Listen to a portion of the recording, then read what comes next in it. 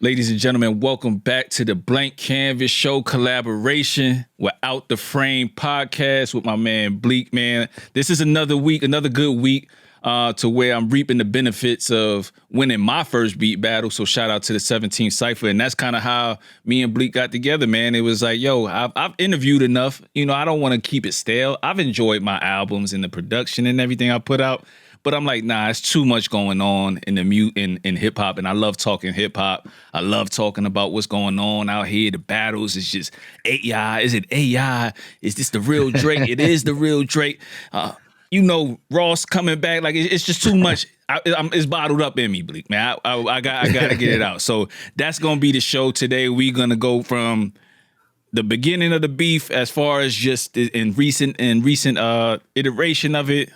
What happened this weekend, the swift response from Ross, and oh shit, Metro and Future dropped another project, you know what I'm saying, in the midst of all of this. So it's a lot going on. It's a lot of, shenanigans going on as far as social media with these guys. So, man, I can't wait to begin. But before we do, make sure you go to Out the Frame Podcast, like, share, subscribe, do all that good stuff. Blek, do you have merch as well? Not at this moment, but it's definitely coming. Absolutely. Definitely coming. And I appreciate make sure you do the same thing for Blank Kanvas Show each and every week, every Tuesday. Check us out. You know what I mean? I have different guests, different types of insights on here. I do value people's different insights. That's why I'm always inviting people on here rather than you guys just hearing from me alone. So with that said, go to blankkanvasmusic.com. You can cop some merch. You can also listen to the podcast straight from blankkanvasmusic.com. Follow the show at _BK Show. It's on all platforms, wherever you at. X, formerly known as Twitter, Instagram, Facebook, wherever you look for Blank Kanvas Show, it's the same thing. So go check it out. Check the back catalog, find the independent artists that you like and rock with them. You know, that's all I ask, myself included. Blek, you take it away, man. Let the people know. Yes, sir, man. Thank you for having me on. And, again, this is a collaboration show. So thank you, Kash, with this Blank Kanvas Show.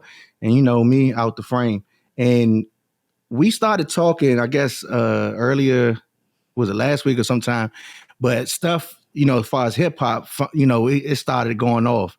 And I was hitting you like, man, did you hear this? You hit me back like, hey, check this out. And then as soon as I said something, I think it was around the day, I was like, man, this beef starting to heat up. And I said, well, I need to hear something.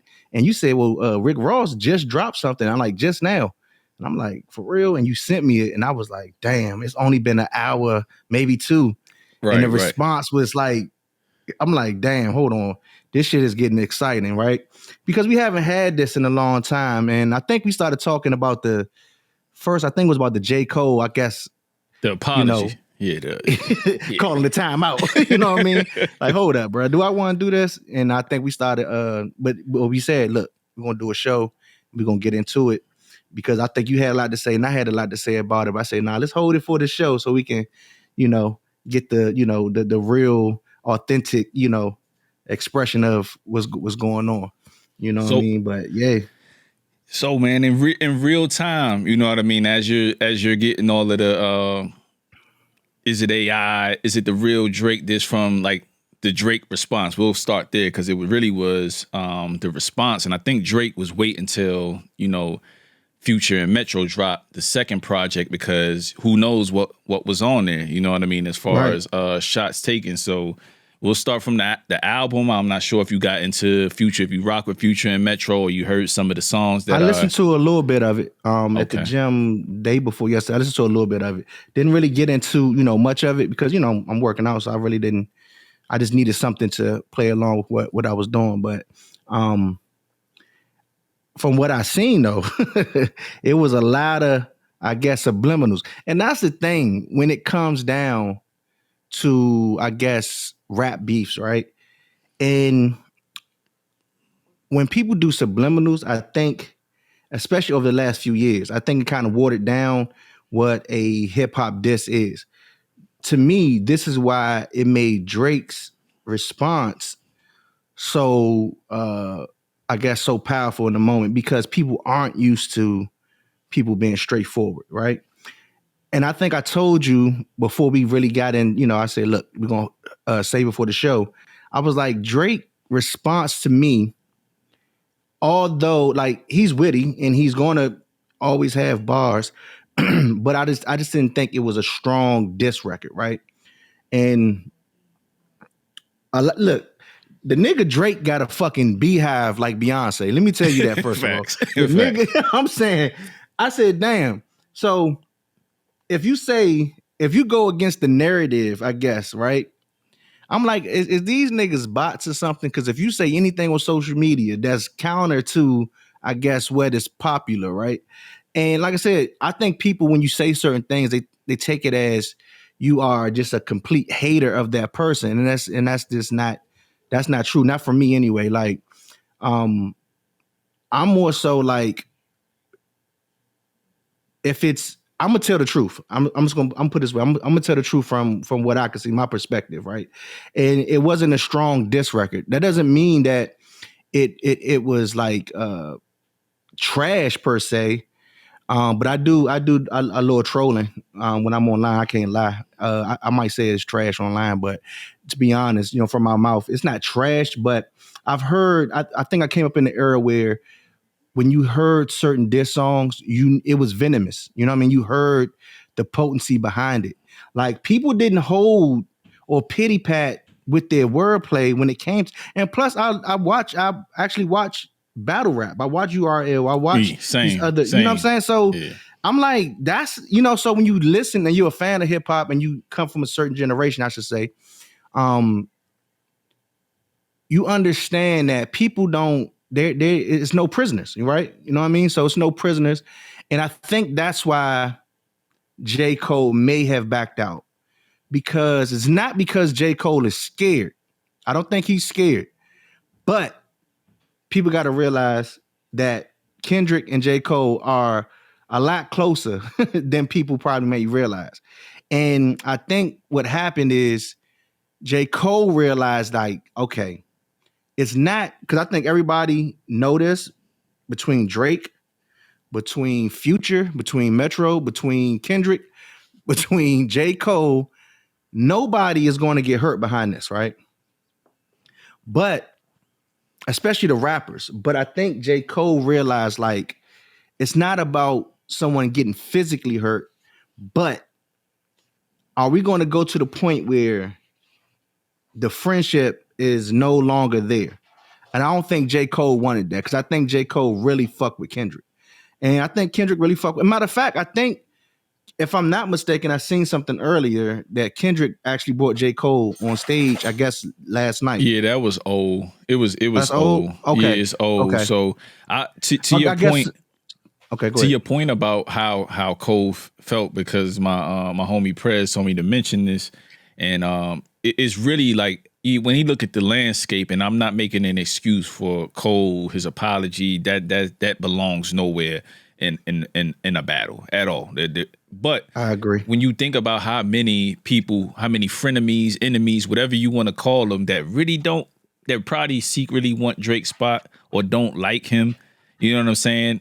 Look at what they had to do. They had to go call the Avengers in 2 albums to get Kendrick. You got ASAP. You got The Weeknd. Cole. Like, he has a lot of people. French Montana. Like, a lot of shit has come out about, the French Montana record that got shelved, the cease and desist, what Ross said at towards the end of his track, and we'll get to that later, which was hilarious. Like, but I think it's just, once Cole looked at the landscape, was like, oh, this person's in it, this person's, oh, y'all really got this type of shit going on. Like, I thought this was like competition. Like, now it may have a potential to get personal from the point of, there may be no return, you know what I mean, for certain entities. Now, with that said, do we all, I think the collective in hip hop and people that's used to battles, that's seen different battles, this is nothing like battles we've witnessed before, right, to where there was real personal smoke, and if cats saw each other,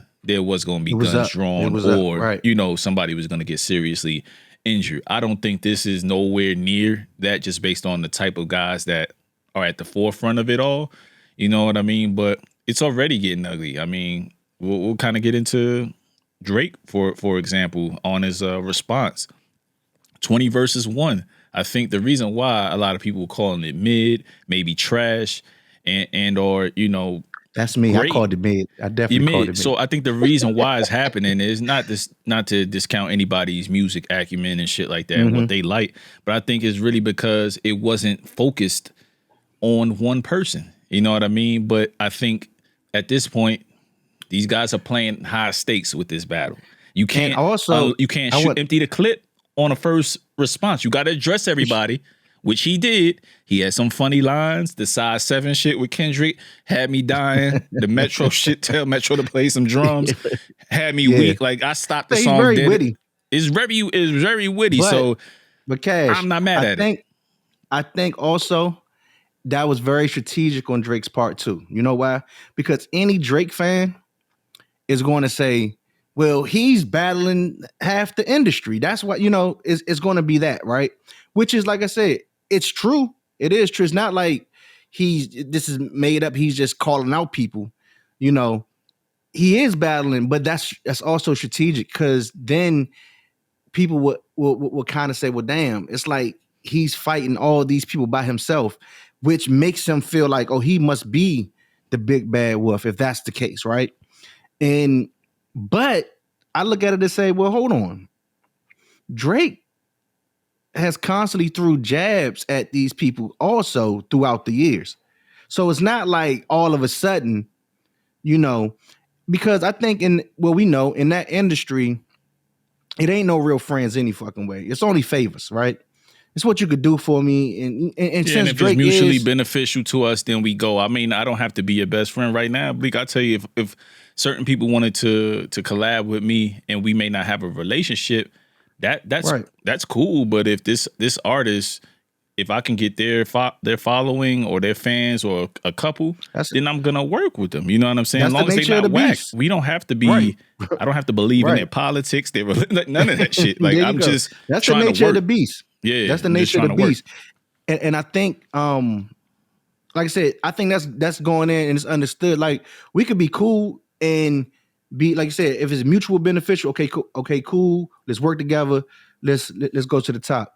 But when you think about the people that's involved in this moment, nobody actually needs each other at this moment. No, you know what I mean? They're all made men. They're all made men. Future don't need Drake. Drake don't need Future.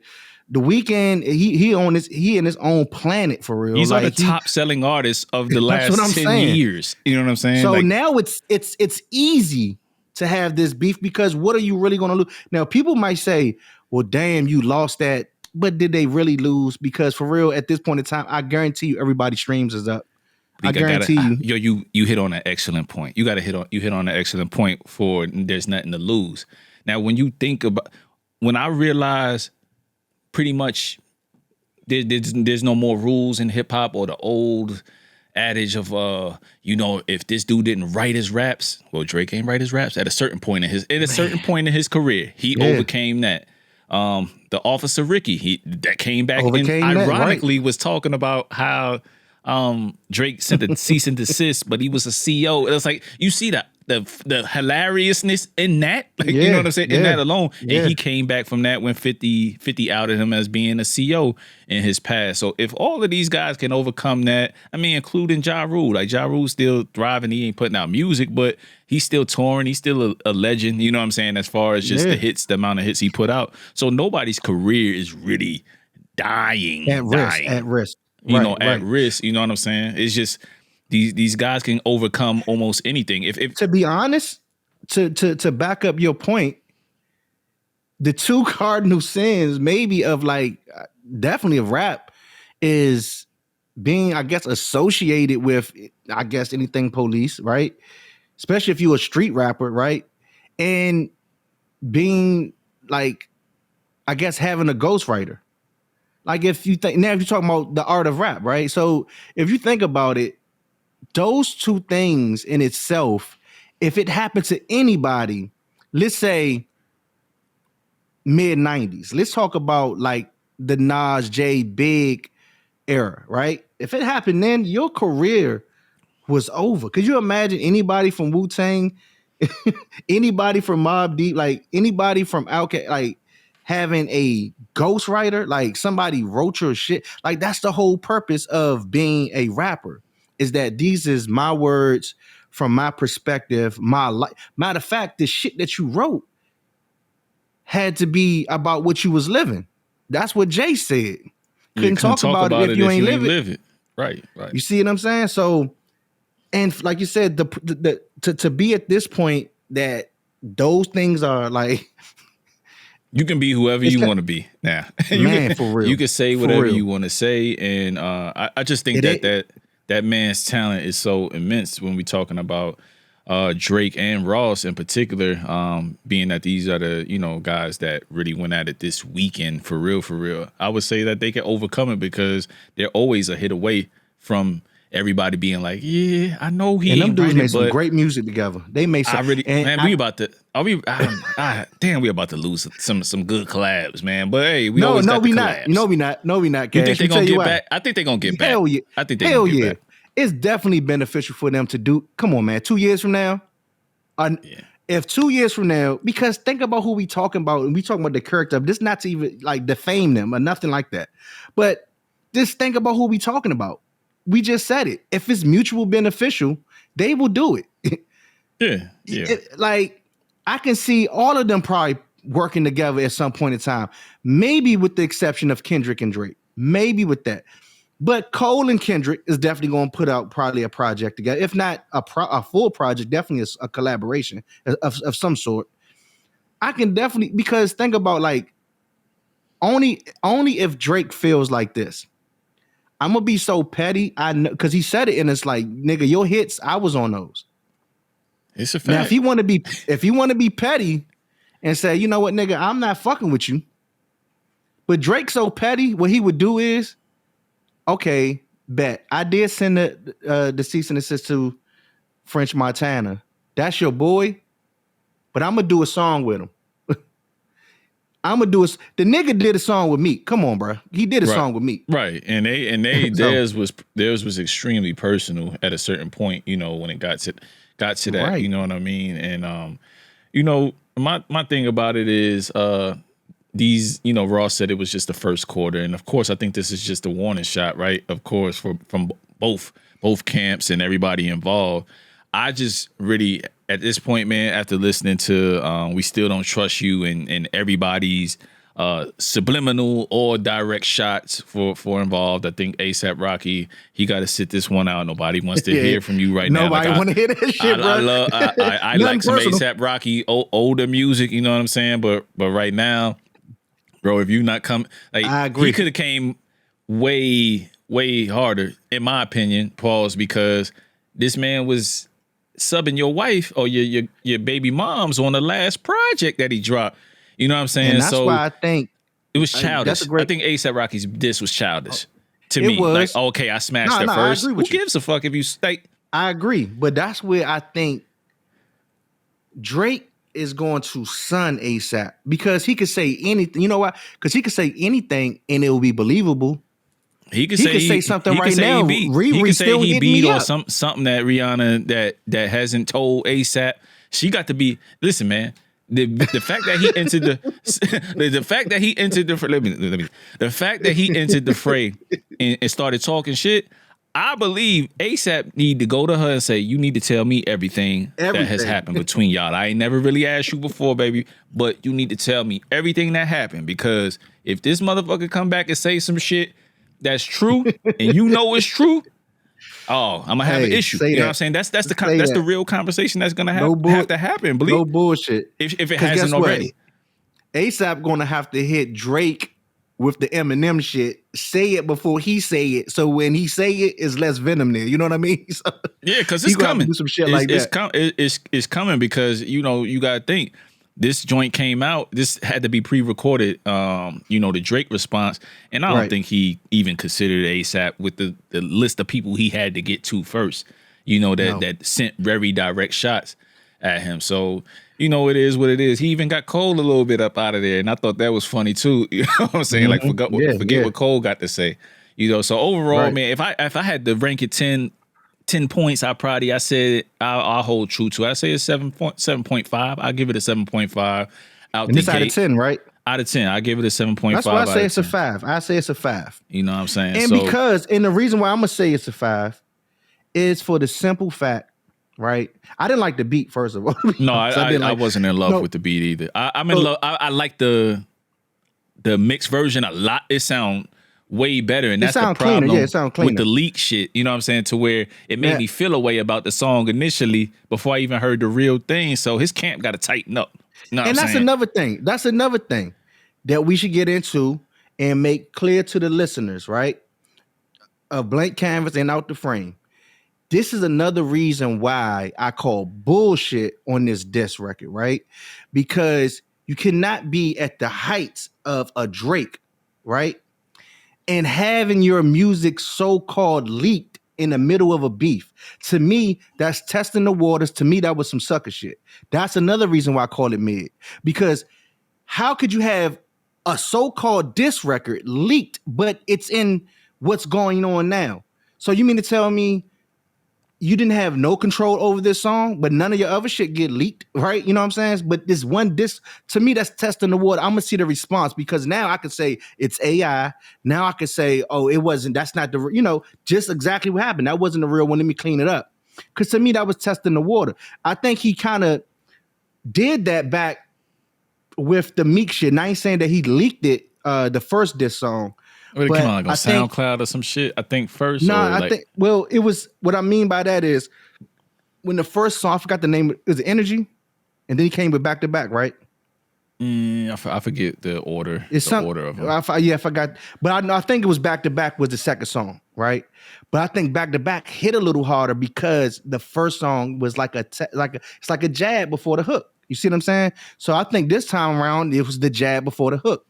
And that's why I call bullshit on it being like, and that's why I said some sucker shit, because a song like that in the midst of a so-called rap beef, right? It's not a real beef, but for all intents and purposes, I'm gonna have this song leaked. And then a few hours later, it's cleaned up and the real actual version is sent out there. That you was testing the water to see how the response was, to see if you had to go back to the lab. That's why I said Rick Ross' response within a couple hours was much more, it had much more venom in it because it came within a couple hours of the song, of Drake's song, of the new release version. So that's why I said, Ross definitely dropped some heat with that one. You know what I mean? So, and that's what I mean by that should be the proper response in hip hop in today's time. Especially, look, you and I both got a setup right now. It's no excuse for a rapper that's on that caliber that they can't drop a response right now. That's why Kendrick, my nigga, you on the fucking clock too. Because talk about it. I'm not gonna, because I do think Kendrick has now I'm gonna say this. Kendrick is the one that's in this battle that has the most potential to drop. I ain't gonna say a hit him up because, but it can get that nasty with Kendrick, but definitely an ether. He can definitely drop an ether. Now, if he does that, I don't think Kendrick is not even going to reserve all his venom for Drake. I think let me say this, quote me on this, because if it happens, y'all gonna really say, damn, nigga Blek be on something. I think what Kendrick is going to release is probably going to put him on the level of Kanye, and hear me out when I say that, it's going to put him on the outside of the industry. Because I think what he's going to do, he's going to out everything about the music business that pertains to someone like Drake. The reason why Kendrick, I think, don't like someone like Drake is because he was close to Drake at one point. Not close, but remember, he put him on his first big tour. Yeah. Drake put him on his first big tour. I think he was around Drake enough to kind of see what was going on, and he kind of probably looked at it and said, yeah, he cool, Like as a, you know what I'm saying, like yeah, he cool This as ain't a my nigga, type but of for guy. real, You know how you be around people yeah, where you cool, they you cool, cool, they but ain't too bad, but I couldn't see myself you kicking it not with your you. own man. I Yeah. think that's what it is. I think Kendrick saying you not your own man for real. You know what I mean? And what I mean by that is, if you think about it, I think, well, we should all know that that Drake has people in high places within that industry. He has too much, not saying pull per se, but he got too many people behind him with pull. You see what I'm saying? So I think what Kendrick is going to do, when I say ether him, he's going to out. This is what's really going on with Drake. These are the people that's behind Drake. This is why you hear from him so much. This is why he hasn't lost his stature over this many years. And it's not gonna, because when I say it, it might come off as, oh, it's hating. It's not hating. I'm saying you got to understand people have a certain position in music, and you got to look that absolutely, it's his deal. that's It's his behind deal. him. The people that's behind him. It's his deal. His deal is so massive. They can't afford for him They to not fail. gonna let him lose. They're not gonna let him fail. And this is just before the beef. Why you think Pusha T haven't released another fucking song about Drake? He think he like, oh, that was done. That's all I need to do is put out that one song. Or was it because, and this is my opinion, it's not fact or nothing, it's only of my judgment, that someone went to Pusha T and said, okay, that's enough. Here's a check. Don't say nothing else about Drake. You know what I'm saying? Like, don't say nothing else about him. Because that's an interesting theory. I haven't heard that one. I have never heard that one. Because why wouldn't? Because think about it. A nigga like Pusha T could drop something right now and say, nigga, I ain't forgot either. Oh, I ain't forgot either. But wait a minute, you know, because Push may enter the fray. You know what I'm saying? He may at some point here. But if he don't, come back to here and listen to what I just said. He may enter the fray. I think it really was, you know what was telling though, and why I hear what you're saying, but I feel like it really was Drake that really just was like, you know, I'm off this, and I don't think it was nothing bigger than that. And the reason why I say that is just if you go back to that what's the barbershop show that LeBron has with I know Maverick. what you're talking about.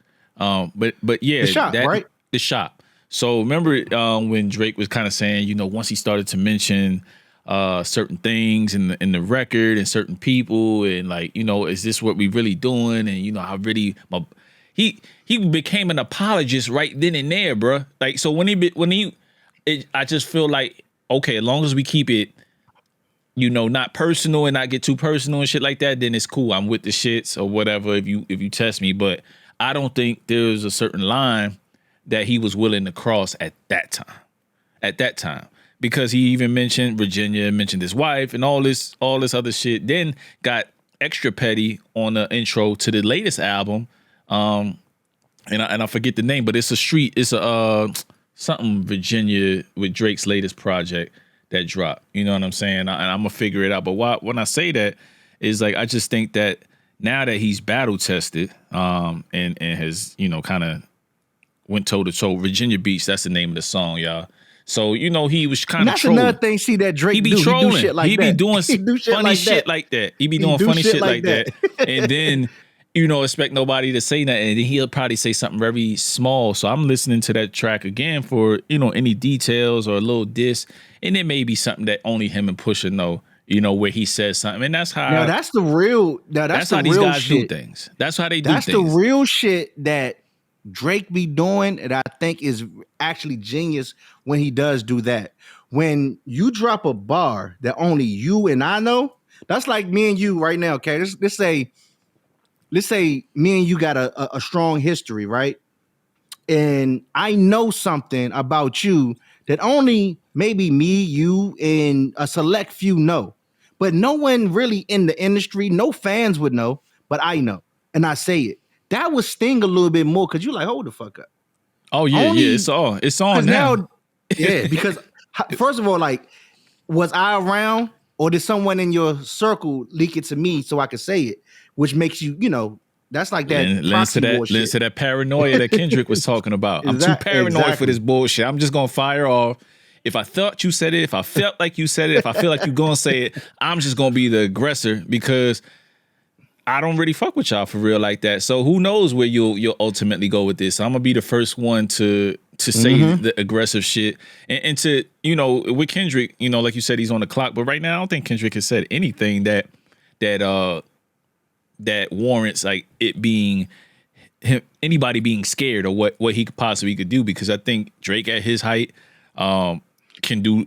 Still think, you know, even though the apologists bowed out, I think at his height, if he really wanted to go there rapping ability wise, I think he could do it. So it's nothing to be scared of as far as Kendrick. But the fact that he's had almost a month, he dropped that verse however long ago. So odds are he has the arsenal. What are you waiting for? Is it a new album? We almost at 2 years from, you know, Mr. Morale and the Big Steppers came out. You know what I'm saying? So is he gonna like wait to put this a part of his album?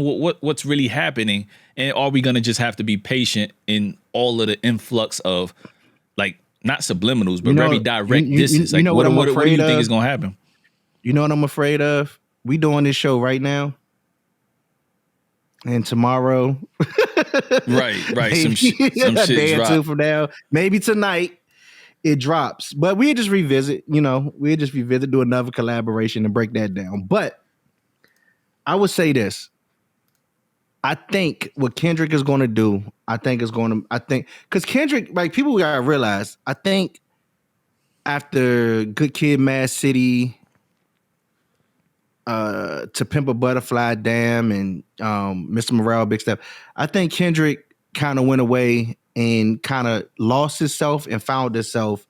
But I think at this point in time, I think he's looking at it through the lens of I could actually be the GOAT of this rap shit. It's just that this person is in the way. And I don't think he look at the accolades as the, like, that's what's going to put me there. Because he's not going to beat Drake on the accolades. He's not. Right? He's not going to beat Drake on the sales. Even though it could be comparable, but he won't beat it there. I think with Kendrick, where he wants to go to is on a level of like a Tupac for and it's obvious that he loves Tupac, but I think he wants to be like, I'm gonna be the people's champion, and I'm gonna really speak for the quote unquote real niggas, the real street people, the people that really where hip hop really comes from, not this industry shit, because you represent the industry. And I think that's why you look at Drake in that such a way that he really represents the industry and he clouds the minds, especially the younger people. Because, and here's what I'll say about Drake. Drake don't speak on nothing that is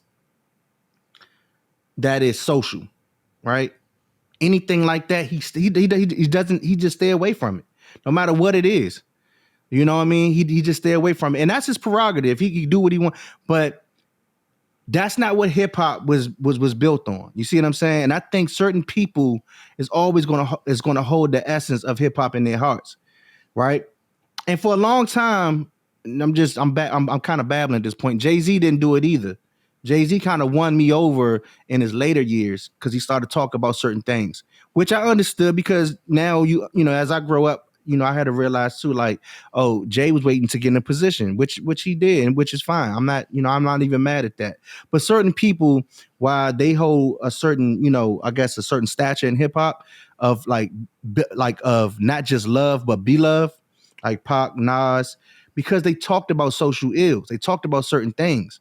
J. Cole is beloved because of that. That's why I think he'll be forgiven for asking for forgiveness. You know what I mean? He'll be forgiven for that, for apologizing, because people gonna look at J. Cole as always one of those who, yes, and that's the only thing I'm mad at. Work. He's the nice guy at work. That's the only thing. Everybody loves him. He could fuck up a million times. They're gonna still keep him. But you know what? But you know what else is also true about J. Cole? He is the nice guy at work, but he's also the one who talks about, I'm the best guy here for the job. He's been doing that. Yeah. And it's fair for me to critique him in that manner because he has been doing that. Yeah. So if you want to be the big dog, right? If you want to be that, it's cool. Be that. Because no one is going to look. Last week, no one would argue that shit. Like, Right. even if you're not a true J. Cole fan, but you're a hip hop fan, You would give him the top 3 thing. You'll give him that. You give it to him. That. You'll give him that. But now that's going to be always argued. And that's the only thing I'm mad about, nigga. You tainted your own reputation. You tainted your own legacy. And for what? Because if that was the case, nigga, don't fucking put the song out. He was better off saying his speech before he did that shit. Bleak, I gotta listen, man. If I'm Kendrick, man, I know with his head. on record, I'm a nice guy, cool, calm, collected. But I think if I was in this position, I would kick him while he's down. If I'm Kendrick, I would kick him while he's down. Like if I believe I'm the top dog, going to happen. If I believe I'm the top dog, Bleak, I'm going to kick Cole while he's down, and I'm going to be ultra disrespectful for whatever dirt I got on Drake. You know what I'm saying? And then it'll be what it is. You know what I'm saying? But let's switch gears for a second, because I do want to get to a few of the other disses that kind of came out or just responses. Now the camps are starting to get involved, so it's starting to get fun. It's starting to get fun for me. Shit. So some of the guys that are less heralded, or the camps, or just random rappers, which Cole opened this door for. We knew this was gonna happen. Simba, artist out of the Bay, he came out with a freestyle. He did. Shout out to the brothers on Rap Roundtable. They addressed it. They addressed what I was feeling. And me and my mans got into it. They called me a Cole, a Stan. I've been called all types of names because I felt like, I like Simba. I'm the one that put them on the Simba. As far as like when he did the trait with how dare drama, you niggas? I put on you niggas. But if I say it was clout chasey, or like, sit this one out, bro. Like, we don't want to hear from you right now. It's like kind of what the gyro think at a time like this. Like this, that was one of the moments. I don't give a fuck what Simba got to say right now. I don't care how dope the freestyle is. You know who else just did that shit earlier? Who? Lupe Fiasco. Yeah, inserted himself. Like, nobody named Lupe. Like, why he's reinvigorating the Royce shit. Like, it's a lot. If Royce didn't want to smoke. Like, as far as I don't know if Royce didn't want to go there. He's at a different point in his life, but he kind of gracefully bowed out after the check boxes shit. And Mickey Fax got at him. Mickey Fax did come with a dope diss, by the way. So, but my point in that Royce is like, nice too. My point in that is like, all right. Then Kaz came back from Dreamville, basically addressing Simba because he put Kaz's name in the rap as far as them being disappointed in Cole and shit like that, and probably didn't talk to them. And Simba been around those guys as far as like Cole, Kaz, shit. Like, Simba, you might want to, calm it down, because you got one good project where everybody knows you for. Everybody knows you can spit, you on the come up. But this, they was asking what did he gain from it, and that's what I really don't want. Even though I know Cole opened the floodgates for it, I really don't want to hear from guys that are not directly involved in the right? origin. And I agree with just you. Just not right now. Maybe later. Simba, like you said, I agree 100%. Simba can rap, and even that song he put out, that shit was like fire. It was nasty. It was fire. But I do agree, because. But this is the thing though. This is hip hop, and that's why it's like exciting again. I can't put that type of. I can't put it on them. But I'm just saying how I personally feel. I get it though, and I agree. It's like I agree with you, but also like I get why he did it too, because it is clout chasing. But in his position as a bubbling artist, he's not established yet. He did what he's supposed to do, because. At that point in time, he's known enough that you heard it. He's known enough that I heard it. He's known enough, right? But back to your point, I gotta agree with you, nigga. This also grown man business, and ain't got shit to do with you. And also, I know you can rap, and I know you could probably get on a song with Kendrick. You could probably get on a song with J. Cole and Drake and do your motherfucking thing. But to be honest, nigga, you not even in their stratosphere. You ain't put in the work. You ain't put in the hours yet. I mean, he ain't put in the work. Let me backtrack. And you dope. If you ever see this stuff, you dope. But that's dope. Not. And I get why you did it. I'm not mad at it. But He's younger It's than like them. you on the sideline. Like you don't got nothing to do with this. Like you really on the sideline. You on the practice team right now. Personally, I Everybody know feel you. like if he keep doing what he's doing as far as shaking the right hands and kissing babies as he's doing, because you'll see him pop up in certain rooms like, yo, these niggas fuck with Simba. Like Simba's doing the behind the scenes work to establish relationships and what you are supposed to be doing at that level, so that when your shit does drop, you have the unwavering support of the people who push the button behind the scenes to get you. He didn't need that. I don't think he needed that, but I'm happy because in the span of that last weekend alone, we got Simba, we got Ross response, we got Drake's shit, and then we on top of that, everybody but Kendrick, nigga. Everybody but Kendrick. But on top of that, what's being lost, Blek, and I don't know if you said you lightly touched on it, but I listened to both Future projects and Metro's projects. I'm actually a fan of both of them, as far as the production and the music that Future does. It gives me an alternative thing to listen to. It's not, I'm not always rapidy rap guy. I'm not underground guy. I'm not mainstream guy. I'm music guy. It don't matter. If it's dope and it sound good to me, I fuck with it. I'm not one of those, the underground is waving the flag. No, I'm not that guy. Don't include me in your underground guys or your mainstream. No, I'm not that guy. So I say all that to say this. What's being lost in all of this is these are two solid ass drops to me, as far as from a music standpoint. They are on there showing they ass with putting 80 cents with trap. Like it's like upper echelon trap music. Right, you know what I'm saying? Like this shit sounds rich. It sounds good. It sounds like they went and got the right guys to play these instruments to mix this shit. And I got a hats off. Like the joint that came out this past weekend, Beat It, Show of Hands, Red Room, Out of My. Like these are dope songs. Ty Dolla $ign has a great appearance. J. Cole is on this shit as well, and he floated. We're not even talking about that at this point. You're listening from a producer's. Yeah. I'm actually listening from a production standpoint too, but that's, and how everything comes together. Right, but you're speaking from exactly the perspective that's needed, though. You know what I mean? Because I heard, like I said, I did listen to some of it, and it was dope from what I heard, but I wasn't able to get through the whole body. Sometimes you got to listen to 40 tracks. I don't expect you to. Yeah. I think I was like on 15 or 16 because I was like, I'm out the gym and I cut the music off. So, but it just goes to show though that in this era, dope music like that Future Metro can put out is definitely needed, because a lot of times we have heard a lot of mid like subpar music, you know what I mean? And because of how music is consumed now, people can just throw music out, put music out, take music back. We even seen that happen before, where people will put out a project and let's clean it up and now let's re-put it. You could do that now. So you got to give kudos to people who's actually putting out dope projects, and they're not EPs, they're full body length. You gotta give it up to them. You know what I mean? I don't expect nothing less from Future or Metro, especially if they team up and do that. And I think what's happening is I think people taking a page from the hell, that shit just fell from nowhere. But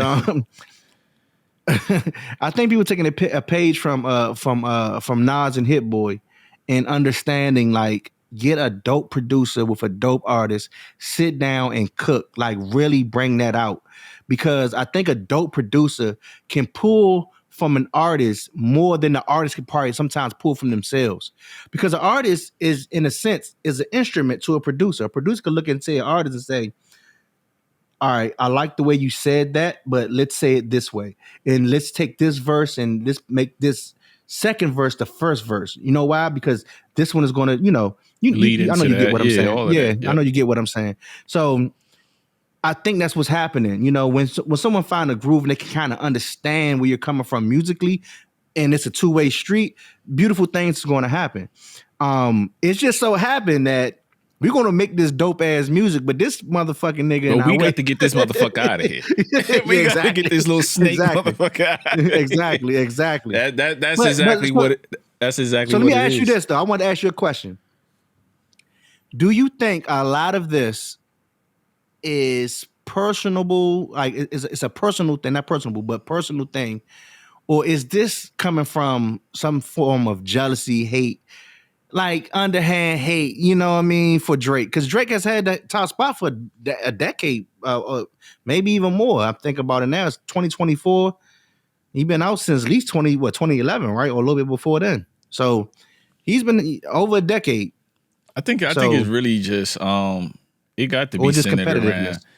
I think it's centered around a few things. Some things a little bit more than others. Is it Drake out there fucking y'all niggas bitches? Yeah, that's what y'all mad about. Yeah, that's what it's mad. That's what it is. I was gonna lead with that and then trickle down to it's the chicks, right? It's the chicks, and then he may just be a fuck nigga on at that. And then the other thing is, yo, you ain't even that nice, dog. Like, why they, you know what I'm saying? There might be a little hint of jealousy at the bottom of it. I don't think most men are jealous of him. I just think that it does come to that point to where I know. I ain't gonna lie, man. It's behind the scenes. Like people do it all the time to where it's like, I'm listening to artists, you know, this whack independent artist, this whack mainstream artist. Like I don't care who you are. If I feel like you're whack, I'll just, you know, it's not for me. You know, I won't say you're whack or I don't like your shit unless you ask me. You know, I don't give unsolicited feedback on anybody's stuff. You know what I mean? But I think it's a case of that to where they just probably feel like he ain't all that good and they want a spot. You know what I mean? However wrong they may be, because I would say he's Drake, not good at that nigga rapping is definitely when it's his pen moving. Yeah, I would say this: the nigga Drake is definitely talented, right? He's definitely talented. Anybody who takes away from that, you are hating. But the nigga is corny too. So, and that's the Achilles heel. The corniness is his Achilles heel. Like that's why a lot of people. He said something. I was watching some interview. He said something, and it's like, bro, this is why, like, it's hard for a nigga like me to vibe with you. He said something like, "That's not his thing. That's not his ting." Like he tried to clean it up and try to say it in I guess patois. Yeah. It's like, bro, you not Jamaican, nice. Bro. Like, stop that shit. Like, he been doing shit forever, and it's like, bro, come on, man. Yeah. It's like he try to. So it's like he do little certain things like that. That's kind of like, bro, just be yourself. And I think what's coming off as people been realized it, but it's a thing where the nigga is up. He's up, and I'm not mad about that. I don't think most artists are mad about that. Like. But sometimes when certain people have positions that you feel like he don't really deserve it, and I think that's where a lot of animosity is coming from with Kendrick. And I don't think it's jealousy. I don't think it's jealousy with Kendrick. When people, if anybody feels like that, that's not for you to that's not for you as the artist. Like what people like music heads and music lovers, specifically in the hip hop arena, we may care way more about the other shit that nobody gives a fuck about. That's just music. That's a music lover and not into the personal lives of these guys. They just want the slaps. They want the vibes. They want something to get them through their day, to make them feel good. And if Drake makes them feel good, you can't be mad at that. Like if you're not willing to make the type of songs he's making, or even. I'm sound like I'm caping for him right now, but I'm what I'm saying is if you're not willing to go there to make the type of songs he's making and the genre bending that he's doing, I get exactly what you're saying, bro. But you know what it is? You got to sit this one out because you too can step outside of your box. Will it work? Are you gonna try it? Now Kendrick does it in a different way because he's creative as hell. He can deliver a concept album like nobody's business. You know what I'm saying? So that's why he's led the way he's led. You know what I mean? It's just two different ways to go at it. And I think that's exactly the point with a lot of this shit. Because what you just said cannot be, like, it can't be disputed, right? But I think the pushback from some artists like Kendrick is saying, you're doing exactly what the fucking industry wants you to do. You're doing, and that's why, like, yeah, people like it, but do they like it because they actually like it, or do they like it because the industry is pushing you onto them? And I think that's where a lot of this shit is coming from, especially the animosity that's starting to brew amongst other artists. And I'm just speaking from an outside perspective, from what I can gather, right? And I think that's starting to be a big part of it. That's never going to be said. It's going to be unspoken. But if you look at it, it just, you got to kind of look at it from the perspective of this is why certain artists, like I said, again, I love Drake is loved, right? But is he beloved? Because you know what can happen? Drake can easily be replaced by another fucking Drake if the industry wants him to be. But now they got to be talented. They got to be talented.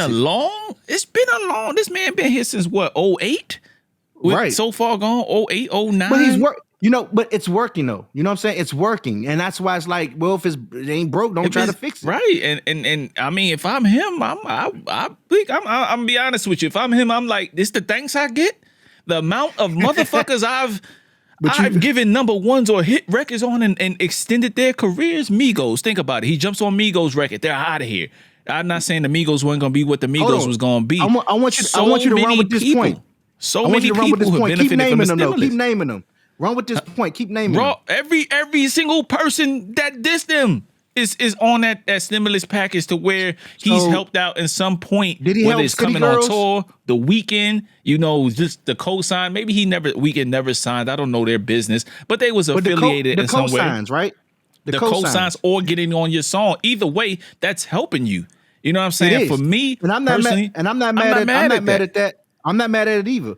But again, I think from the other artist perspective, like I'm talking about the Kendrick type artists, like the introspective artists. If you look at someone like Drake, and like you said, Drake, the person is probably feeling that way. Like you said, this the motherfucking thanks I get. When you could put on the Weeknd, other artists, like I said, from basically everybody that's beefing with him, right? And you look at certain female artists from City Girls, it's like boom, he do something with them out of there, the Ice Spice shit, you can name them. But when you really look and say, are these real artists that people would like, or was they, and I dare I say industry plants, but yeah, it was set up. It was set up. Yo, we need you to do your sauce, your sauce, and it makes sense. But I think that he's no different than anybody else that gets collaborations as far as being the person that doesn't really stand to gain. Yes, you stand to gain because you're hopping on the hot song of the moment. Right. And keeping your name hot out there. So he does stand to gain something because he doesn't always have the sauce, but he keeps the sauce because he stays close to it. What did we talk about when we was coming up as far as Jay and other lead prominent artists? Yo, why you not raising these guys up? Like, why you not bringing these guys up? True. Then you get, Nas doing what he did with his brother and Queensbridge and everybody, Bravehearts and shit like that. They never really popped off like that. And they wasn't Nas.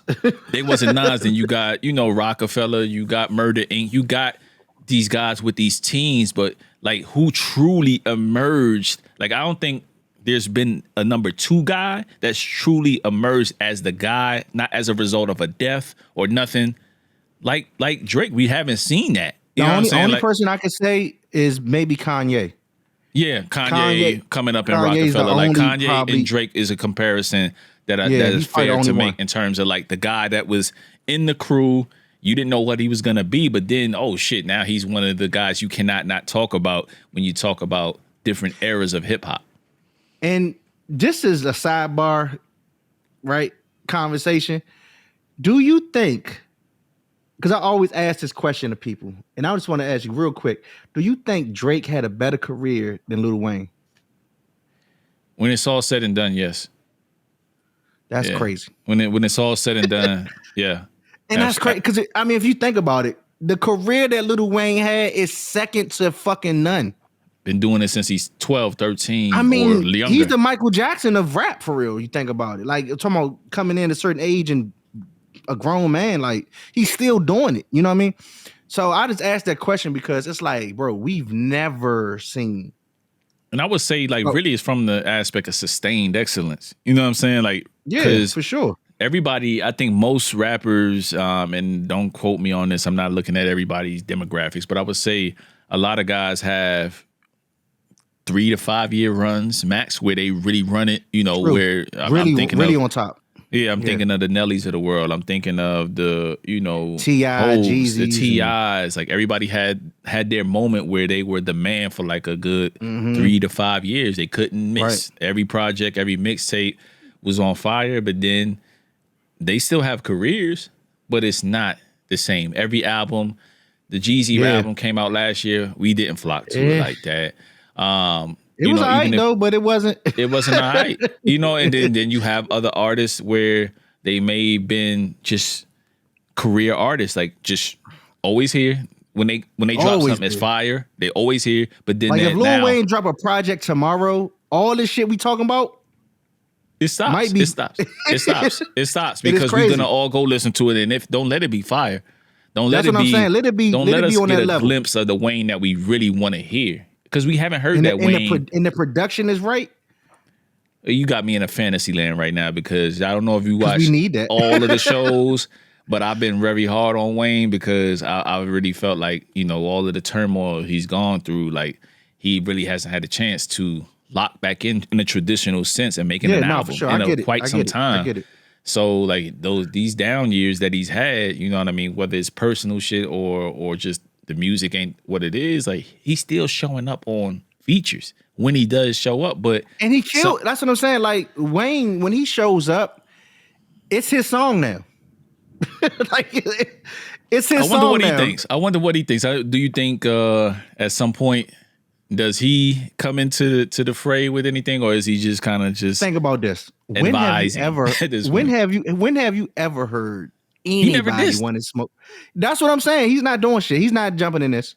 Yeah, He's not never jumping in it. yeah. And the thing about it is, if Wayne wanted to, nigga, Kendrick, Cole, like, but he's not. He's even I don't Wayne think he's is not there. that type of guy. I don't he's think he's not there. that type of guy. Yeah, I don't think But he's nigga, there. if he wanted to, nigga, I think if this happens during mixtape era Wayne shit and it's just hip hop, yeah, it's just he's rap. just not. Cool. When he was saying he's the best rapper alive, when he was having that type of energy, Only nigga he had smoke for and a little bit for was Jay-Z, and that's because he was looking. And I ain't saying like he was beefing. He was just looking at that's the top nigga. I got to be the top nigga. That's right? it. And then Kapush definitely had a lot of bars at him and But Drake, and he never responded truly. But Wayne was looking did at respond, but it Pusha was like. whack. But Wayne probably looking at Push like, if I say your name, you famous. Yeah. You know what I mean? He probably looking at like, I'm not about to do that. You know what I mean? Like, I'm about to make this shit bigger. It wasn't than what enough. The subliminals wasn't enough to get him out of bed. I think back in the day, because wasn't. Mr. Me Too and all that stuff. But again, I want to get back to just certain things being said in Drake's diss, and are we being weary of this heading left? One of the lines in particular, Whitney in the Bodyguard line. Whitney is, of course, Kendrick's wife's name. Right. Does this motherfucker not get enough? And I Drake, if you're watching, because I'm sure you're not, but Drake, if you're watching, do you not get enough about talking about another man's wife? That's different. Like, you just got girlfriends out here and you doing your thing and you living life. But once you get into talking about a man's wife, all gloves is off, because you on the shot said once it was tick, tick, tick, your man is sick, sick, sick. That was too far for you. That was too far for you. So you can't go trying to be clever and put niggas' wives in. Yeah, you better have a bomb. That's all I'm saying, Drake. You better have a bomb in your back pocket, because Kung Fu Kenny, I think he going there. I think he going there. And that's why And the reason why it hasn't come out is because you said what you said now.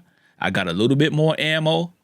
Oh, now I'm about to tweak some shit. Now it's gonna get more sinister. It's gonna get even more diabolical. Like Pusha said, it's gonna get crazier. It's much more. It's much more from here. And that's where I think that line is where he went wrong. Like, he had some funny moments. Again, size 7. Metro shutting up and making the drums. He had some funny moments on there, which you do have to be funny. You sounded like Dad, and you sounded like, well, you did hit him first. So listen, man. If the man, listen, my reaction to disrespect doesn't have to equal your level of disrespect. If you disrespect me, I best believe I'm taking it to where I feel like you not coming back from it. as far as the rap shit. I'm saying whatever I want to say because at this point, who knows what you got to say? Because if you could feel like you could talk about my wife and put her name in it, women and kids should be off limits. But this is hip hop. This is rap battles. You and I both said at the beginning of this that we watch battle rap. So if I've watched battle rap from the DVD days all the way up until now. I'm not as active on it, but when big people battle, I'm locked in. I'm tuned in. I've heard way worse. Exactly. But the difference between these battle rappers is they do this shit for a living. They talk about their baby mamas. They talk about anything, your mama, your dead homies, whatever. You got to sit there and take it because that's a way for them to get their shit off and not shoot each other. Like, I respect the genre. These niggas, these rap niggas is way more sensitive than the battle. They more sensitive. So when you do that. Because they don't have that type of animosity coming their way often, that frequently. You know what I mean? In battle rap, you'll get used to that shit. Like, yeah, you gonna talk about my daughter, he gonna say this, he gonna say that, he gonna be disrespectful, we're gonna talk about my grandma, she just died. They're gonna talk. My little cousin is a battle rapper, and I'm like, bro, like, that's my little cousin. So certain shit that was said, I was kind of like, bruh, smack the shit out this nigga. You know what I mean? But I'm watching it like on the computer. So, but it even made me mad. You know what I'm saying? Because of shit the other nigga said. But so I get it. You know what I mean? I'm saying that to say, I understand. But for these rappers that's used to an entourage, used to people kissing their ass, used to feeling like, for real, ain't nobody said nothing to him wrong in the last 4 or 5 years. Like, you only got yes men around you. You can't do no wrong. But what happens when the energy shifts, Bleak? Because the energy shifted so much that it made a man that don't want to diss somebody and then apologize within 2-3 days. So because the energy the peer pressure is real no matter how old you get, and you're gonna get emotional. That's why I say the actual rappers that are mainstream and do this for a living that don't battle rap, they're extra emotional and they can get sucked in, to what everybody's saying, even the top of the top guys, because if something that another rapper says warrants a response, when it's Cole, Kendrick, or Drake, you gotta show up. It's on. Exactly. It's on. You know what I'm saying? And either you want to be about it or you're not. We already know one of them is not about it. You know what I mean? I just really need for this thing to kind of really pan out, because what's said in all this is, and I'll end it, we kind of get to the NBA and the playoffs here after this, but okay, I really, when I sit back and think about it, man, it's like, yo, this Future Metro shit, like, these guys are the fucking head honchos of organizing this shit, and there's still subliminals. There is still subliminals littered throughout the whole both projects. I don't think none of them really addressed it head on. Like, Metro can't really, outside of producing and, the little Prodigy snippets and how he set the shit up, which is beautiful theater. But Future, on the other side, it's just a lot of subliminals and ain't no direct shot. So, like, you know what I'm saying? Is Future absolved, or are we just like, Future ain't that lyrical guy, so we just giving him a pass? He's not that lyrical guy, but I think because it's more, because nobody's saying he took a L or a win. Nobody's saying nothing about Future. That's the thing. He's not going to lose, and he's not going to win this. But what it does is it's the what Future is to Drake. Let's say if these was countries, right? And let's say Kendrick is Russia. Let's say Drake is Canada or the United States or whatever. What Future is like maybe North Korea or China. Yeah, he might be China. He might be China or Europe. And what I'm gonna do, my job in this is, I'm going to destroy the way your weapons is being transported. That's what I'm gonna do. So I'm gonna jump in it and make sure you can't transport your weapons. That's what I'm gonna do. You know what I mean? So now you're looking back and saying, well, damn, okay, I got to worry about that, but the real target is gunning for me.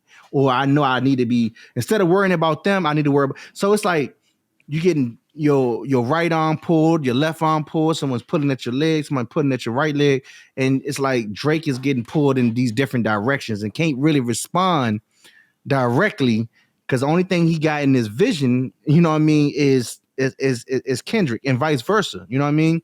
And Kendrick's kind of sitting back and really, I don't got to worry about these other people, what they're doing. And it's like, it's interesting to look at it from that perspective, to understand like psychological warfare, understand like what this is. And people got to realize too, is that whether people look at it like this, why it might be a pressurized situation for all these artists, is that I don't think none of them is going to lose per se. All of them are going to probably maintain their millionaire status. But unless something's and I don't know, this like that is kind of feeling like back to back, because I don't know if you've been out lately, but bro, I was at the a white bar recently, and like that rang off. Like I'm not even gonna pretend, brother. Like that rang off. So I'm like, I'm hearing it everywhere. I'm hearing it on regular radio. I'm hearing it on Sirius. I'm hearing it in cars, driving up and down the neighborhood. You know, like I'm hearing it. You know what I'm saying? And that's when you know shit is getting, when you start hearing the diss records. The diss records, like you know, unless something else comes out like that, then I say everybody is probably gonna, you know, be relatively, you know, unscathed in terms of whatever comes from this. You know what I mean? Unless somebody drops a bomb like that, I don't think anybody's career really takes a turn outside of J. Cole's because of what he did. And he's going to have the album of all albums with the fall off. And, you know, because here's the thing, and my last thing, you know, before I let you give your final thoughts on the Ross, everything that's happened over the last weekend, is that I think that even with all the shit that Cole did, you know, and my final thoughts are on Cole specifically, I'm still bumping May Delete Later. I still enjoy the shit. I can't, it got a chokehold on me. I enjoy the shit. To that one was dope. You know, so it's still in my rotation. It's right there in my rotation with Blue Lips. It's right there in my rotation with Sky Zoo's project that he dropped earlier this year. You know, where he's chronicling, you know, Franklin Saint's, what would have happened after the fact in terms of Franklin Saint. If you guys watch the show, and then Snowfall. You know, who else dropped a fire project? It's a quite a few this year. Like this year has been good so far as just quality projects and something that you can sit with. And I'm still sitting with Blue Lips and a lot of different albums, and that's just mainstream. You know, they ain't even talking about some of my brothers and sisters that's dropping dope shit in the underground on par quality wise with what mainstream is doing and all that's afforded to certain artists. So I'll say that, you know, at the end of the day, I say whatever I say about Cole. I was disappointed, but Cole, I'm still listening to your shit. So when you're that talented, yeah, he's not going nowhere. You know, it ain't. Cole, you know, Cole it ain't is really not that going to go serious. nowhere. And Cole, like I said, for most people, always going to be forgiven. It's just that I think the way people look at him at the, you know, when people sit down and say, well, who's the best? That argument is always going to come up now. That's the only thing it tainted. Because other than that, he has an excellent career. Like other than him apologizing to his homeboy at that, is that he has an excellent career. He has an excellent track record. Like every project pretty much been top tier. So even his mixtapes. So I think that's what people, you know, is going to walk away from. I think all going to be forgiven because we right now and still in the beginning of what happened. So I think a lot of people is going to, especially it's going to be fresh right now. It's like, it's right there. It just happened a few days ago. So, but I think moving forward, I think especially if Kendrick drop a ether, it's a wrap. Like people ain't gonna really. Who has round one? Even so far, I think round one is still happening. I don't think it's over yet. I think round one is still. You think somebody else is coming to with a little? I think we still we can't say someone has round one till Kendrick drop his. So I think it's still happening. Yeah, even though Kendrick kind of threw the jab in the opening round, the fight is still happening. Nope. The reason why I'm discarding it is because Okay. you came first. You opened Pandora's box again. That was the weigh-in though, bro. But everybody else did it in kind. You know what I'm saying? Like Yeah, everybody true, did in true, kind. true, There was nothing true. directly. What That's I fair. need That is fair. That's what fair. I need to get from Kendrick, and this is just a hip hop fan or me just being the analyst here. I'm saying, fam, enough with the Pity features. pat. Pity the features and coming in on some Kendrick, stand on your own too. Stand on business. If you want the spot and you say it's just Big Me, well, talk to that nigga. Like, because you have to at this point. Like, you can't.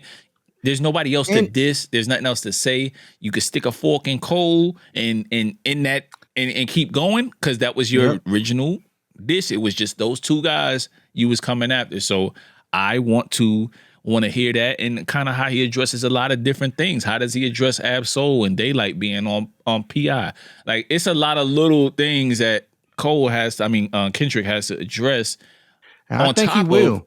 Killing Drake, or addressing Drake rather. So I want to see him stand on his own too, and just do what he needs to do. Especially this shit been going on since like 2012, 2013. It's been over 10 years, bro. And to be fair, like, not to pick a side, Drake said shit for the last 10 years. All of them. Kendrick, all of you them. said all shit of for the them. last 10 years. All of them. Drake also tried to smooth shit over a couple times. Kendrick never really did. So what I will say is, Kendrick really don't like that nigga. And if you really don't like that nigga, then really, like, stand on business. That's all. If you a big stepper, you know what I'm saying? If you're a big stepper, stand on business. I will say, so far though, the one that I like, the song that I actually like, was Rick Ross' song. But for all intents and purposes, Ross might as well be a fucking producer, because the way the nigga pick beats and the nigga should be dope. Like, he's not going, at this point, Ross not going to drop a whack song. So it is what it is. No, it's just that people may not want to hear from him as much, and he may not be that's all, but it's not going to be bell of the whack. ball anymore. But man, it's he got fun an to hear. impeccable flow. Like, whether you think he a fake ass nigga, whatever you think, the nigga flow impeccable. He knows how to put his song together. He kind of found his groove with that shit a long time ago, and he when he release something, it's going to sound good. Whether, like I said, whether you like it or not, it's going to sound good. So that's what I could take away from that. So his song sounded better than Drake's. I think it was more potent. It sounded like how this record. Please just say it sounded like how this record is supposed to sound. Exactly. That's it. Exactly. It did. It sounded exactly like a diss record is supposed to sound, and it was timely. That's the thing that made it even more potent. That's why Kendrick, nigga, you gotta drop a fan was like I was watching in real time. I had nothing but time that day, so I felt like a kid listening to Free back and in Beans the day, right? Go back and forth on Hot 97. That's how I felt. Shout out to Academics. Like, Academics get a lot of shit because he do be doing a lot of nut ass shit. He corny. He do a lot of nut ass shit, but he did put on for the culture this weekend, and there's a reason why everybody goes to him for shit. He got the exclusive Raw shit. He got the exclusive Drake shit first. Everybody was clipping his shit up. So salute to him for keeping us entertained and really being on a 12-hour live stream. Playing that shit like 20 times it was like Funk Facts, man. The only thing that could upstage that that's the new radio. That's the new radio, bro. Only thing that could upstage that is if Kendrick gives one of his LA people a platform like that, whether he does might gotta go to Big Boy with that one. Big Boy and or Big Boy. Who else? Fucking freestyle guy. Man, why am I funny hat? LA Leakers? No, funny hat wearing funny. The state, he's a staple in LA. I don't know why I'm tripping. The funny hat nigga. No. Damn, why am I forgetting his name? Everybody goes up there to freestyle. Damn, I'm losing. It'll come to me, but Sway. Yeah, You ain't got the answer, Sway. Yeah, so I think those two staples, Big Boy or Sway. Yeah.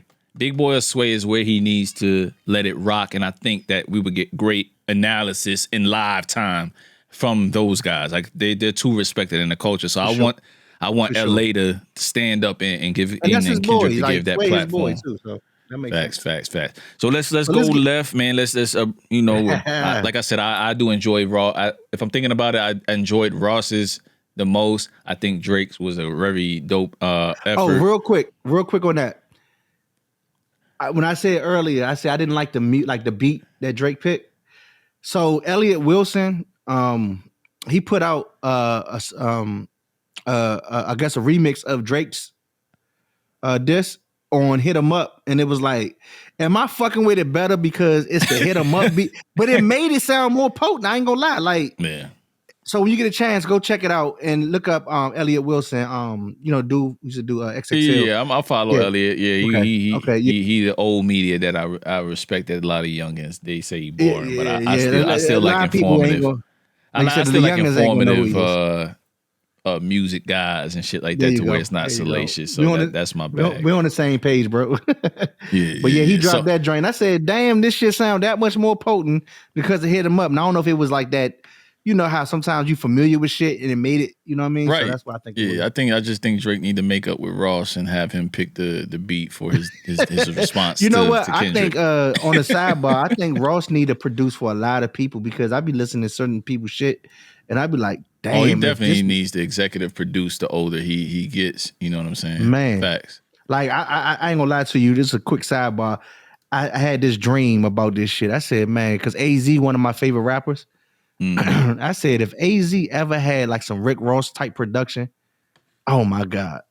Because the nigga is impeccable with his lyrics. But anyway, let's get into this NBA shit, bro. Go ahead, man. Lead the way, man. Oh, I thought you was about to show me something. Okay. No. Look, I was just, I'm in real time work, everything. It's all good. Stuff be shutting down. I'm still moving. You know what I mean? But yeah, you can go ahead and lead the way, man. I just wanted to get you, I'm going to say a little bit about what I think about this shit.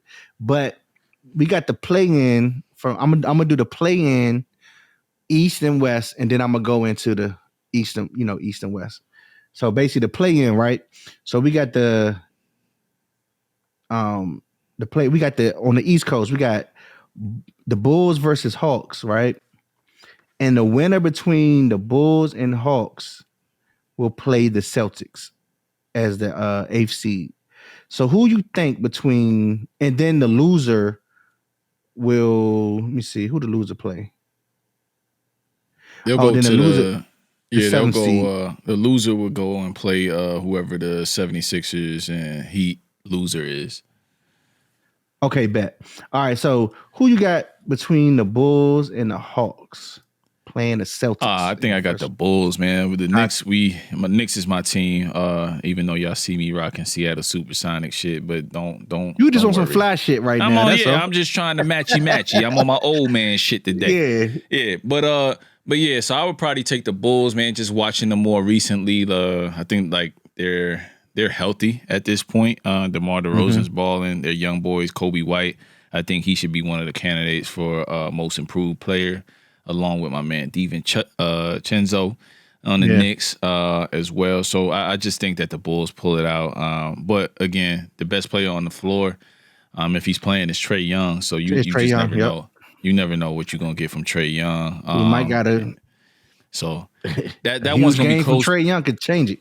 I'll take a 35-point outing from Trae Young would be amazing, and I think that would keep it close. But they got some young boys in Atlanta, but they just, they're a couple years away. They're regressing, but I got the Bulls. I got the Bulls pulling it out. They just seem like they're a little bit more solid as the season ended in terms of just how they were playing and what I saw from them outside of them playing the Knicks.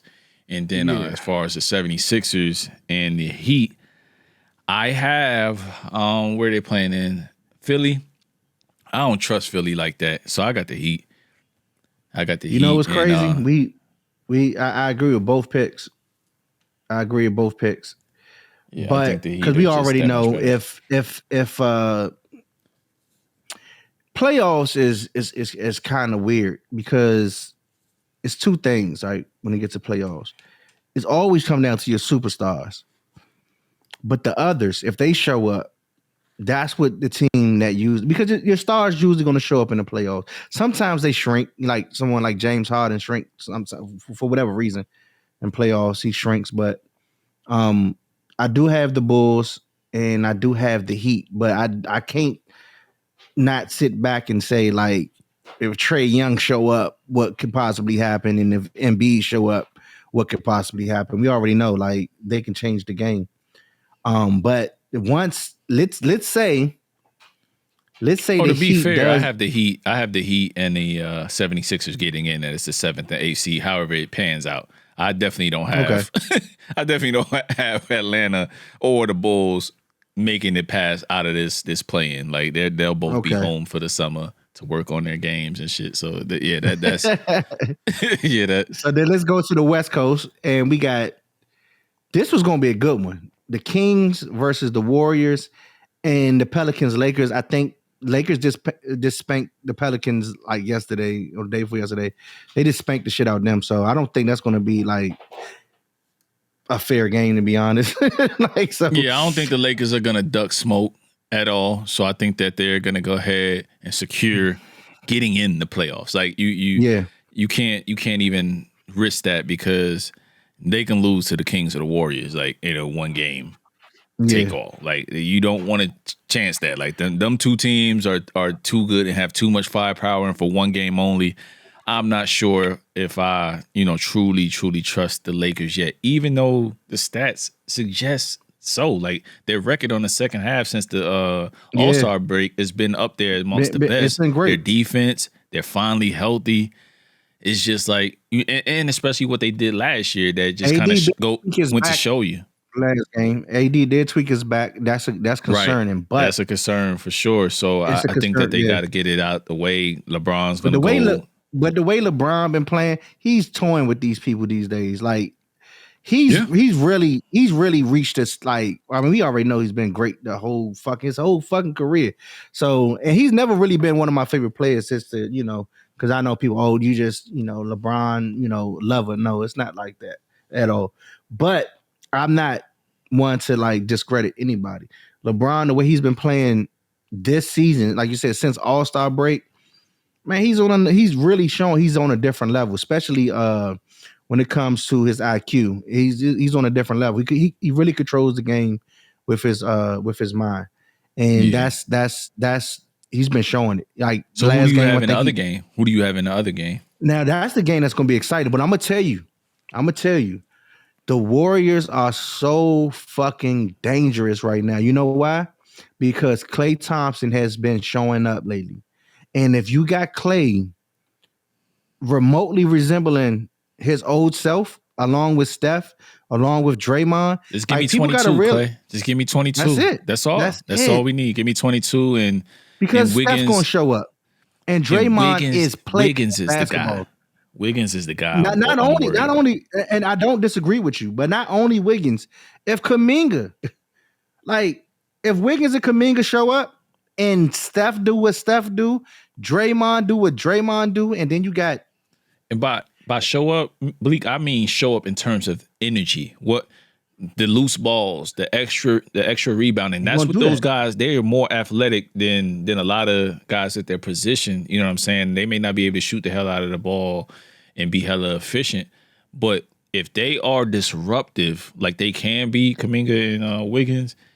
That's going to get them easy baskets and get them going. You know what I mean? And then that will ultimately... Go ahead. Between Kuminga and Wiggins, all they need to do is put up 26 combined. 13 apiece. Fair. Like you said, loose balls, playing defense where it's needed, stuff like that. Definitely got to make it tough on Murray and Fox. And that's the other guy that can get nuclear in a hurry, Murray. You know what I'm saying? This is his second year or third year.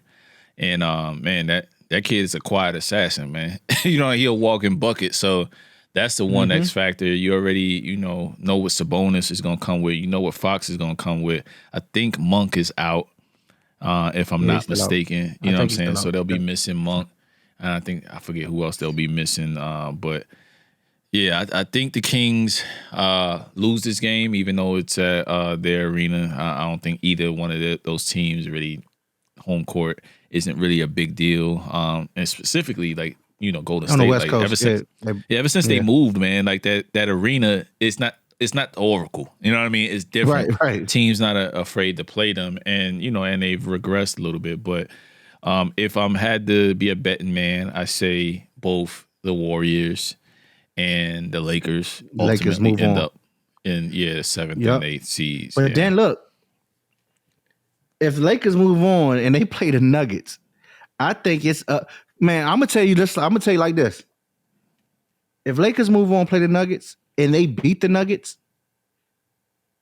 that's a chip, bro. I think that's a chip because I don't think the Lakers fear anybody. I don't think they fear anybody anyway. I think they got some trepidation about going against some Nuggets. So they have to get no, that's swept. what I'm saying. Yeah. Now I don't think they fear them, but I think that's their biggest hurdle. They respect them. And I think if they beat them, it's like, bro, like, oh, this LeBron is. You got at one. You got the Thunder, who've never been the best in the West. That's a dangerous team. They're really talented, and I think a lot of people are going to get to see. But you know what? You know what I think about the Thunder? They too damn young.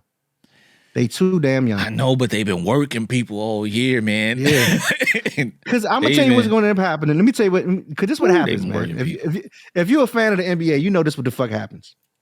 Shaq Gilgeous wins MVP, but they lose. They don't get past the second round, bro. Like that's what happens. And I believe if they get the Lakers, they lose. And the reason I say that is the Lakers are just too big. And that's what they struggle with. They struggle with length and shit like that. They'll shoot you out the gym, but in a lockdown situation, every possession matters. The game gets a lot slower. They're keying in on you every game. They're focused on you. You're not catching a guy on a back-to-back on a random Thursday night in March. No, this is, we're locked in, and they're going to slow down Shea. He's going to get his points, but they're going to slow him down, whichever team ultimately plays them. You know what I mean? But I know we can get into the whole playoffs later in a later pod, but I really think that this opening round, I told somebody the other day, my homies, and I don't want to reveal too much of my picks because me and my homies bet every year in a nice little pot. So they may be watching and listening. I don't want them to know but I did give them this nugget. I said I think everything goes at least 6 games in every series this year. Yeah, you know what? It's just so competitive. Yeah, I can't disagree with you, and I think for the reasons being that, like you said, competitive, and that you have so many people with that short window, like KD, like LeBron, like Steph and the Warriors, Kawhi, PG, like they have this window where if they don't get it done now, it's like tomorrow's not promised. It's I really hope that. Nobody seriously gets injured in this process too, because I want to see it play out. I want to see if I don't want to see KD lose, but I want to if KD, Book, and Bill lose, they got to hold that. I don't want no excuses. I want to see. Do you have the bracket? Yeah, I got it up. Okay. On the West, I want to ask you these. Who is the scariest team in the West that people probably aren't thinking about, but is like they are going to probably be a problem for anybody? Oh, the man that's played more games than he's ever played in the last 5 years. Kawhi and the Clippers. Like that's the man that I will say the next to Joker. Like when you talk about somebody that is just gonna bust your ass and it is what it is.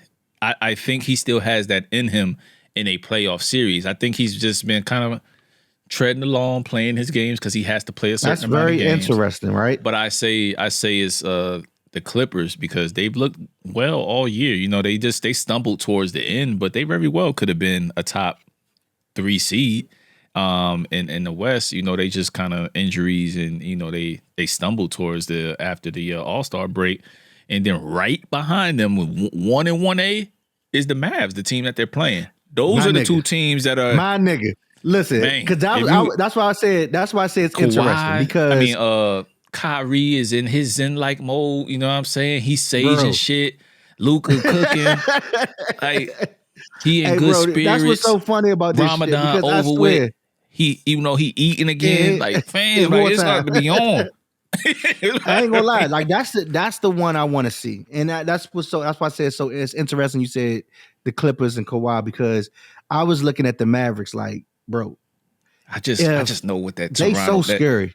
I could not believe that Toronto Kawhi, and I think that he can get back to that, and then even though him and PG have like kind of taken a step back defensively in terms of who they guard, but Yeah, man, they gonna have their hands full with Kyrie and Luka. Like I think Luka this is a mano a mano matchup that I can't wait to see. I Bro. think Luka is on some payback shit. I really do. I think Luka is like when you say like people become like legends. Like Luka is Luka. Like people going if you watch NBA and you look at this dude, it's no way you can't look at him and say he's not top tier talent.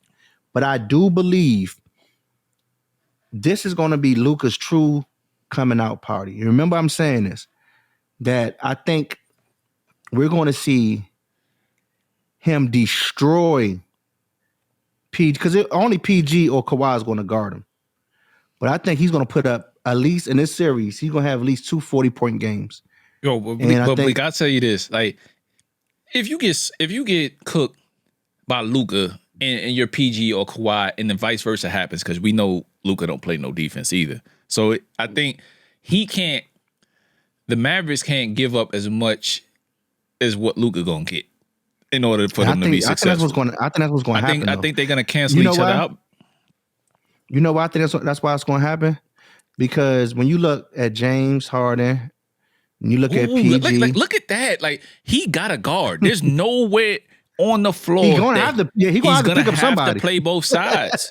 he gonna have to guard. So yeah, you gonna cook and get your offense, but best believe like you getting posted. Like shit that don't normally happen to him is gonna happen to him. He's gonna get posted up.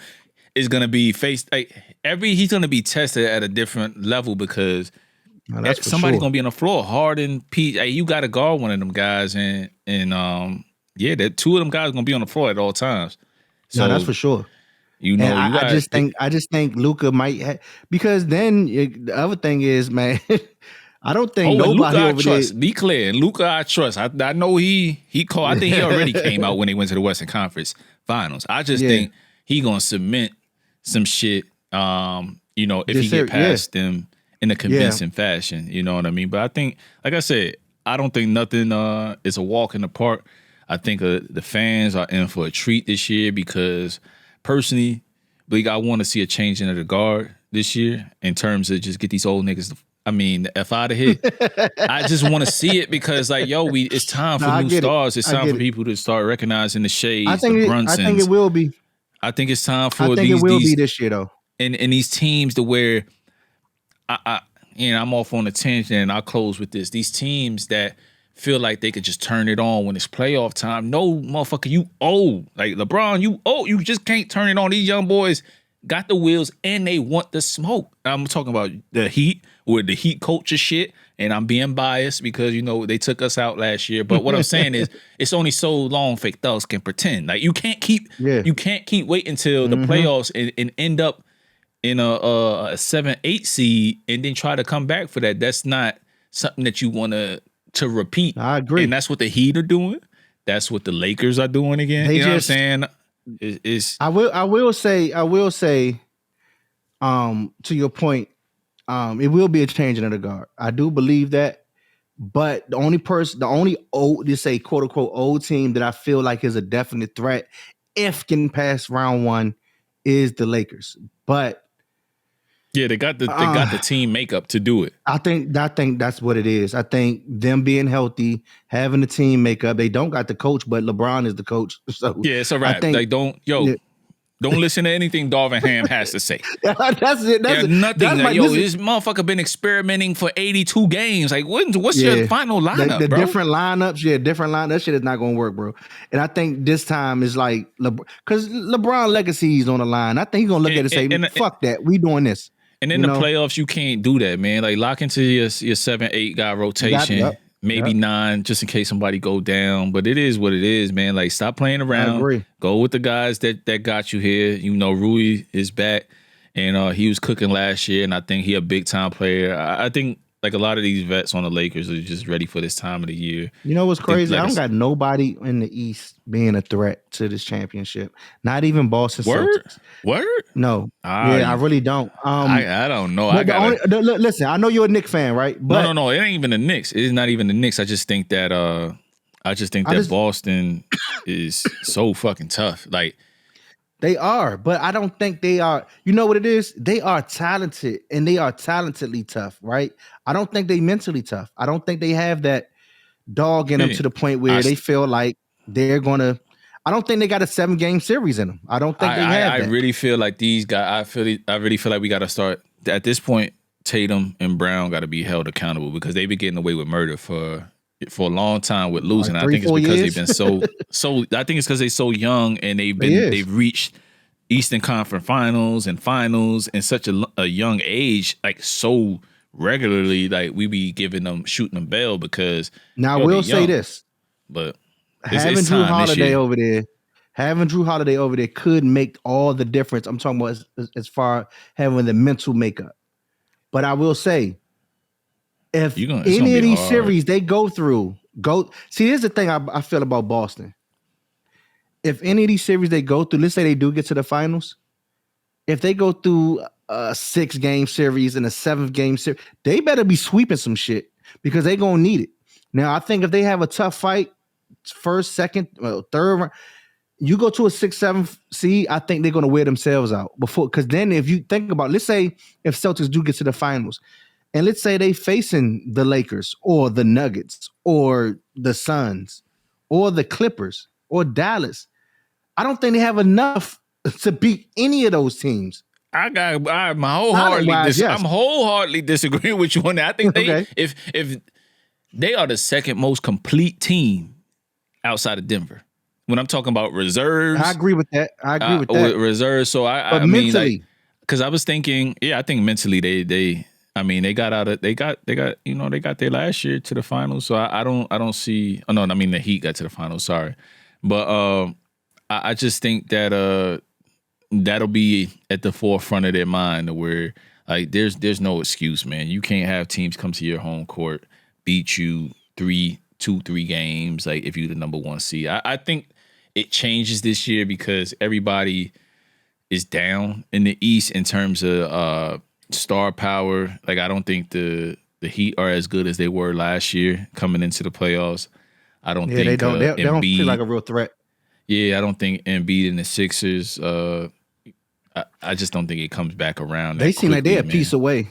They still feel like they don't got enough, the Sixers. Yeah. I think that if Embiid is off in any type of way or Maxey doesn't, bring it in terms of just having, a crazy game, I think they're fooled.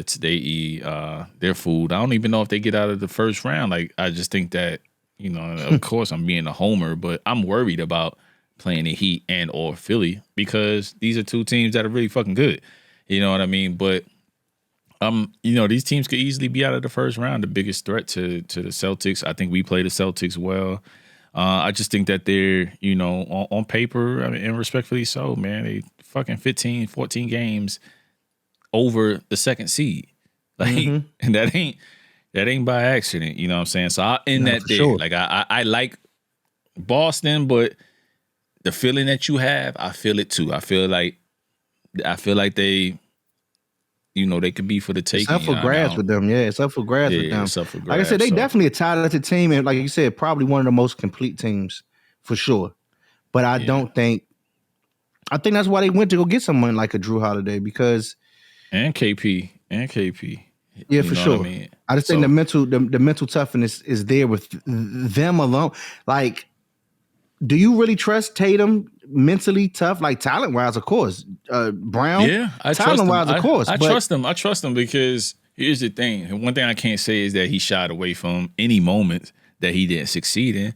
He just had shitty ass games. In those game 6s, game 7s that they lost. He kept shooting, but he kept missing. Yeah. Like, so it wasn't like for lack of not wanting the ball, or like I never accuse him of some of the stuff that we've seen in the past with some other guys out west, to where it's like, yo, man, shoot the ball. Like, what are you doing? Why are you avoiding getting fouled? Like, that's not what I see in Tatum. I just see him not executing at the highest level in terms of his game, turnovers, Brown included. You know what I mean? Can Brown go left this year? Like, you know what I mean? It's like simple shit. Kenny. You know what I'm saying? Can he? Like, so it's simple shit like that. The shit we really want to know. Can you? All right, so let me ask you this before we wrap up. No bias involved. This NBA fan, if you had a dream matchup with this series for the finals, who would it be? Oh, shit. I'll tell you mine. My dream matchup this year would be, I want to go, my dream matchup, I want to see some new blood. I love that boy Anthony Edwards. So I would love to see him get to the finals. Ooh, little MJ. Yeah, I like him, man. I like what he stand for. I like how he want all the smoke. I love that, but this is my dream, right? And then of course my team, Knicks. You know what I'm saying? I would love to see that. Nobody else in America would. Knicks and Timberwolves. Yeah, you be the only one watching that. I would like to see that. No, I'm fucking with you. Will it happen? Probably not. Probably not. More than likely not. But that's my dream match. KD is my, like, I'll put it this way. Between the Suns and the Clippers versus Boston, I think Clippers. I'm gonna go with Clippers and Celtics. Even though I love KD. KD is like my favorite player, and they have a lot of. I think they'd be a great matchup just because you got KD, Booker, and Tatum. And, that matchup, I think they match up well, Celtics and the Suns. But also, I think the Clippers match up really well with the Celtics. I think because when you got those wing players like that, the matchups will be really good. So I think if the Celtics and the Clippers get there, that'll be like, damn. Like I'm glued in. Like I'm glued in because I like the wing player. Like that's my play. Like I like to see the wings go at it. Yeah. So like I said, man, earlier, I think the Lakers. I'm telling you, if Lakers get past the Nuggets, I think it's a wrap.